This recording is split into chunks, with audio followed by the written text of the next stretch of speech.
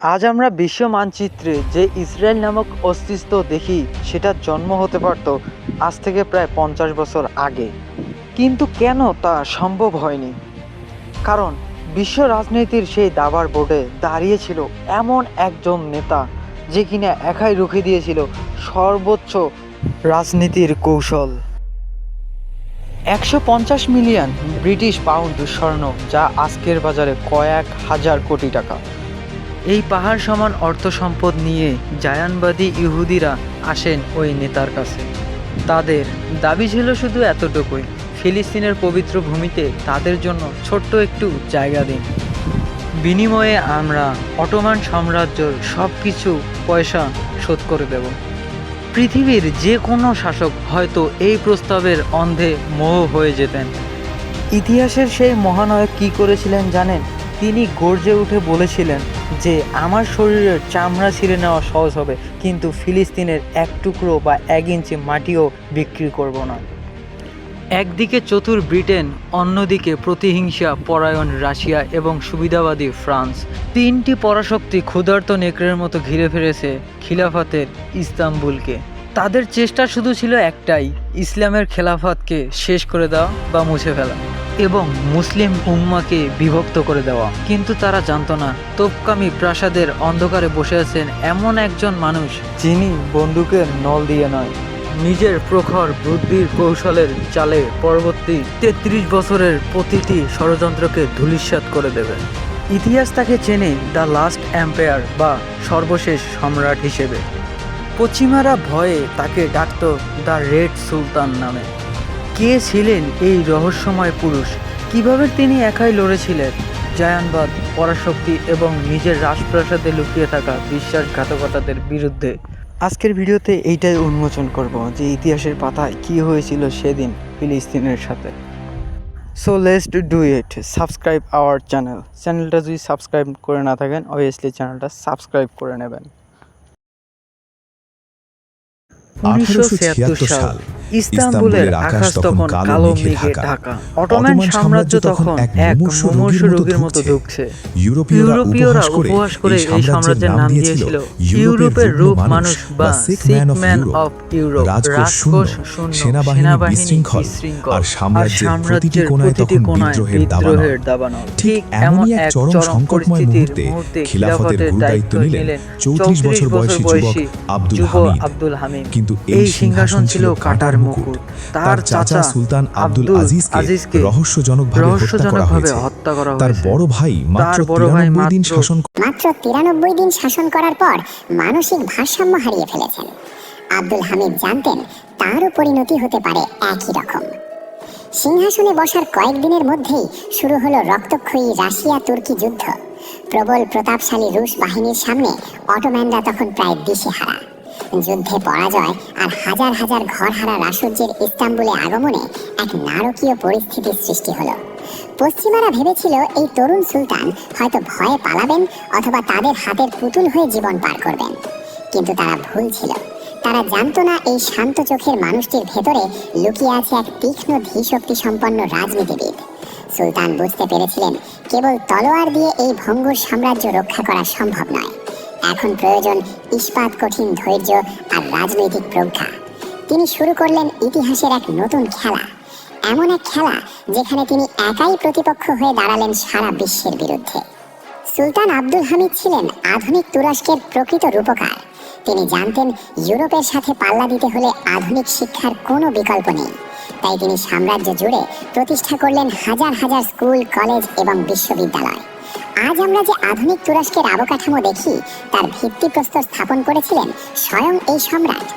কিন্তু তার সবচেয়ে বড় অস্ত্র ছিল তার ইন্টেলিজেন্স সার্ভিস বা গোয়েন্দা বাহিনী। ইস্তাম্বুলের কফি শপ থেকে শুরু করে লন্ডনের রাজ দরবার, কোথাও এমন কোনো জায়গা ছিল না যেখানে সুলতানের গুপ্তচর ছিল না। বলা হয় ইউরোপের রাজারা নিজেদের বেডরুমে কথা বলতেও ভয় পেতেন, পাঁচে যদি সুলতান আব্দুল হামিদ তা জেনে যান। তিনি ছিলেন ভিন্ন ধাঁচের মানুষ। একদিকে তিনি ছিলেন ধার্মিক খলিফা, অন্যদিকে তিনি ছিলেন রহস্য আর গোয়েন্দা উপন্যাসের দারুণ অনুরাগী। প্রাসাদের ভেতরে বসেই তিনি সুদূর আরবের মরুভূমি কিংবা বলকান পাহাড়ের বিদ্রোহের খবর রাখতেন। তিনি উপলব্ধি করেছিলেন যোগাযোগ ব্যবস্থাই হল ক্ষমতার মূল চাবিকাঠি। তাই তিনি সমগ্র সাম্রাজ্যকে টেলিগ্রাফের জালে মুড়িয়ে দিলেন। পলক ফেলতেই ইস্তাম্বুলের রাজকীয় নির্দেশ পৌঁছে যেত সুদূর বাগদাদে। কিন্তু তার জীবনের সবচেয়ে উচ্চাভিলাষী এবং বিস্ময়কর প্রজেক্ট তখনও বাকি ছিল, যা বিশ্বকে তাক লাগিয়ে দেবে। সুলতান স্বপ্ন দেখলেন মুসলিম বিশ্বকে এক সুতোয় গাঁথার, আর সেই মিলনের সেতু ছিল হিজাজ রেলওয়ে। ইস্তাম্বুল থেকে পবিত্র মদিনা মুনাওয়ারা পর্যন্ত এক সুবিশাল রেল লাইন। ইউরোপীয় প্রকৌশলীরা বিদ্রুপ করে বলেছিল, উত্তপ্ত মরুভূমির দিকে রেল লাইন, এ অসম্ভব, বালু ঝরে সবকিছু বিলীন হয়ে যাবে। কিন্তু সুলতান দমে যাওয়ার পাত্র ছিলেন না। আত্মমর্যাদা রক্ষায় তিনি কোনো বিদেশি শক্তি থেকে এক আনা ঋণও গ্রহণ করেননি। তিনি ডাক দিলেন বিশ্ব মুসলিম উম্মাকে। হিন্দুস্থানের মুসলিম, আফ্রিকার মুসলিম কিংবা দূর এশিয়ার প্রান্তিক মুমিনরা যে যা পারল 2 হাত তুলে দান করল। তৈরি হলো এক অবিস্মরণীয় ইতিহাস। যে পথ পাড়ি দিতে হাজিদের মাসের পর মাস লাগত, যেখানে ছিল দস্যুদের ভয়, সেই পথ এখন পাড়ি দেওয়া সম্ভব হলো মাত্র কয়েক দিনে। যখন প্রথম ট্রেনটি মদিনার পবিত্র মাটি স্পর্শ করতে যাচ্ছিল, তখন সুলতান এক হৃদয়স্পর্শী নির্দেশ জারি করলেন। তিনি বললেন, মদিনার সীমানায় যখন ট্রেন প্রবেশ করবে, তখন রেল লাইনের নিচে যেন নরম কাপড় বা ফেল্ট বিছিয়ে দেওয়া হয়, যাতে ট্রেনের চাকার শব্দে আমার নবীজির রোজায় কোনো বেয়াদবি না হয়। ভাবুন একবার, কতটা গভীর ঈমানি ভালোবাসা থাকলে একজন শাসক এমন নির্দেশ দিতে পারেন। এই রেলওয়ে শুধু যাতায়াত নয়, এটি ছিল পশ্চিমাদের বিরুদ্ধে এক চপেটাঘাত। এটি প্রমাণ করেছিল সিকম্যান এখন আর অসুস্থ নয়, সে উঠে দাঁড়িয়েছে। এবার আসছে ইতিহাসের সেই সন্ধিক্ষণে, যা সুলতান আব্দুল হামিদকে ইতিহাসের পাতায় চিরস্মরণীয় করে রেখেছে। সময়টা 1901 সাল। জায়নবাদী আন্দোলনের মূল হোতা থিওডর হার্জেল এলেন সুলতানের দরবারে।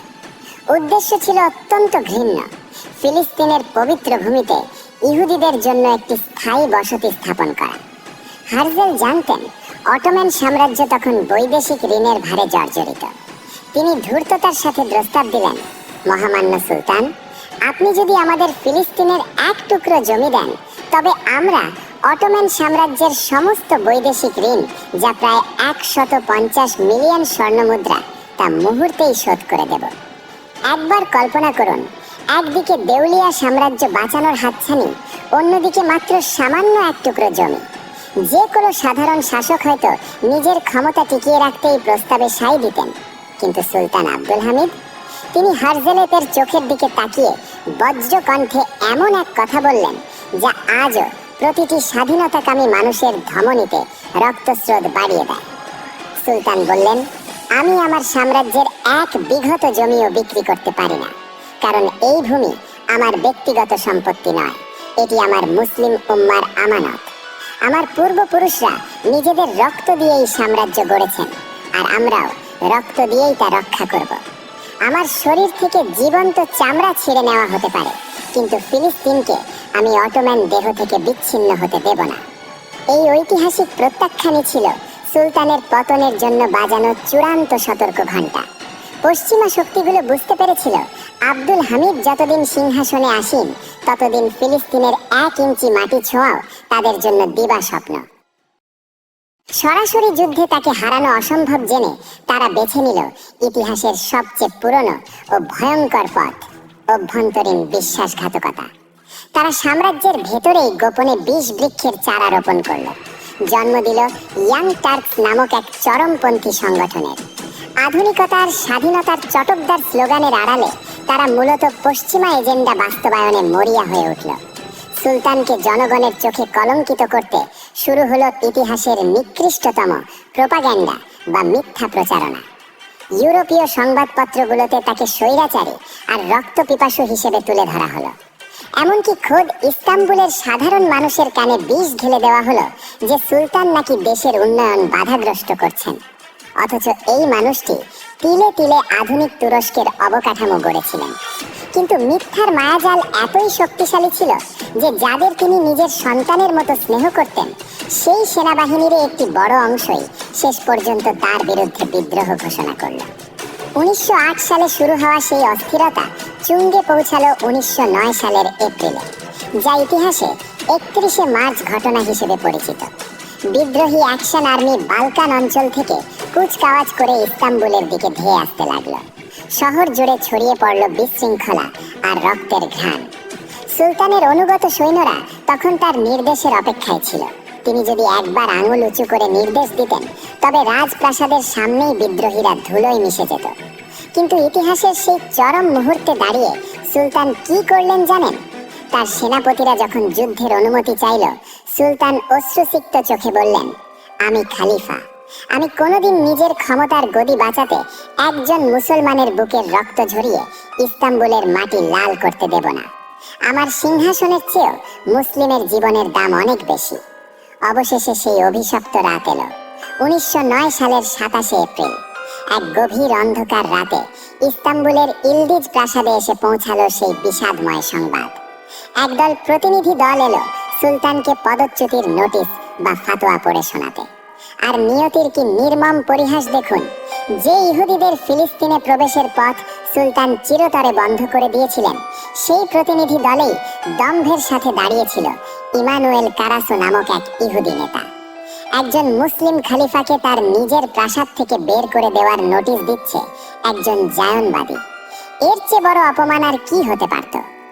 সুলতান অত্যন্ত শান্তভাবে পাহাড়ের মতো অবিচল থেকে সেই অপমান সহ্য করলেন। অসীম ধৈর্য নিয়ে তিনি সিংহাসন ত্যাগ করলেন। যে মানুষটি দীর্ঘ 33 বছর ধরে বাঘের মতো বিশ্ব রাজনীতি শাসন করেছেন, তাকে সপরিবারে ইস্তাম্বুল থেকে অনেক দূরে বর্তমান গ্রিসের থেসালোনিকি নামক একটি শহরে নির্বাসনে পাঠানো হলো। একটি সাধারণ বাড়িতে তাকে রাখা হলো কড়া পাহারায়, যেখানে তার নিজের সাম্রাজ্যের কোনো খবর পৌঁছানো ছিল নিষিদ্ধ। নির্বাসিত জীবনে সুলতান ছিলেন বড্ড একা। তার জানালার ওপাশে তখন পড়েছিল সেই তার তিলে তিলে গড়া সেই মহিমান্বিত সাম্রাজ্য, যা এখন হায়েনাদের কামড়ে তাসের ঘরের মতো ভেঙে টুকরো টুকরো হয়ে যাচ্ছে। এরপর শুরু হলো প্রথম বিশ্বযুদ্ধ। সুলতান বন্দী অবস্থায় থেকে দেখলেন তার প্রিয় ফিলিস্তিন থেকে শুরু করে বাগদাদ পর্যন্ত প্রতিটি পবিত্র ভূমি কিভাবে কাফেরদের পদনত হচ্ছে। খিলাফতের সূর্য তখন ধীরে ধীরে অস্তমিত হওয়ার পথে এগিয়ে চলল। সুলতান আব্দুল হামিদ শেষ বয়সে ইস্তাম্বুলের বেইলারবে প্রাসাদে ফিরে আসার অনুমতি পেয়েছিলেন ঠিকই, কিন্তু সম্রাট হিসেবে নয়, নিজেরই শহরে এক বন্দী কয়েদি হিসেবে। 1918 সাল 10ই ফেব্রুয়ারি এই ধরনের মায়া ত্যাগ করলেন অটোম্যান সাম্রাজ্যের সেই শেষ সিংহ। তার জানাজার দিন ইস্তাম্বুলের রাস্তায় মানুষের এমন ঢল নেমেছিল যা আগে কেউ দেখেনি। যারা একসময় তার বিরুদ্ধে স্লোগান দিয়েছিল, সেদিন তারাই কান্নায় ভেঙে পড়েছিল। তারা উপলব্ধি করেছিল তাদের মাথার উপর থেকে ছাদ সরে গেছে। তারা উপলব্ধি করেছিল এই মানুষটি কোনো স্বৈরাচারী ছিলেন না, তিনি ছিলেন উম্মার এক নিঃসঙ্গ অতন্দ্র প্রহরী। সুলতান আব্দুল হামিদ চলে গেছেন 100 বছরেরও বেশি আগে। কিন্তু আজও যখন ফিলিস্তিনের বুকে রক্ত ঝরে, আজও যখন মুসলিম বিশ্ব যোগ্য নেতৃত্বের অভাবে দিশাহারা বোধ করে, তখন বারবার মনে পড়ে সেই উলু হাকান বা মহান সম্রাটের। তিনি শিখিয়ে গেছেন এই পৃথিবীতে সব কিছুরই কেনা বেচা হয় না। তিনি প্রমাণ করে গেছেন ঈমান আর আত্মমর্যাদা 150 মিলিয়ন স্বর্ণমুদ্রার চেয়েও অনেক বেশি দামি। প্রিয় দর্শক, সুলতান আব্দুল হামিদের এই আত্মত্যাগ কি শেষ পর্যন্ত বৃথা যাবে, নাকি ইতিহাস আবার ফিরে আসবে আপনাদের হাত ধরে? আপনার মূল্যবান মতামত কমেন্টে জানাতে ভুলবেন না। এমন আরও রোমাঞ্চকর এবং ঐতিহাসিক ভিডিও পেতে ডেইলি ফিচার ওয়ার্ল্ড চ্যানেলটি সাবস্ক্রাইব করে